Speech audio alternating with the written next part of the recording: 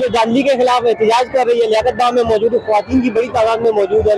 क्या कहेंगी, दांडी के खिलाफ एहतजाज की कॉल ली है, रावलपिंडी के ठंडे मौसम में आप एहतजाज में शिरकत कर रही है। बेशक ठंडा गर्म मौसम, इमरान के लिए जान भी हाजिर है। धांधली क्या है, हम अपने मुल्क की बेहतरी के लिए निकले ताकि हमारे मुल्क बेहतर मुल्क मिले।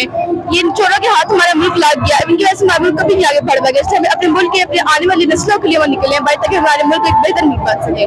पुलिस भी आई हुई है, तो अगर पुलिस ने एक्शन लिया तो फिर क्या कहेंगी? हम भी एक्शन लेंगे, हमारे पास भी हाथ पाँव है, हम भी कुछ कर सकते हैं। वो सिर्फ क्या करते हैं, वो खुद ही बेचारे मजबूर है, वो भी सिर्फ अपनी जो फीस वगैरह के लिए करते हैं, वो भी खुद हमें अब वो एक्शन ले सकते तो हम भी लेंगे और हम भी बताएंगे कि हम भी पीटीआई वालों की तरफ से हैं। मुल्क में जो दांधली की गई है तो तहरीक इंसाफ के साथ मतलब जुल्म हुआ है, तो क्या कहेंगी अगर इमरान खान ने धरने की कॉल दी तो आप लोग शामिल होंगे?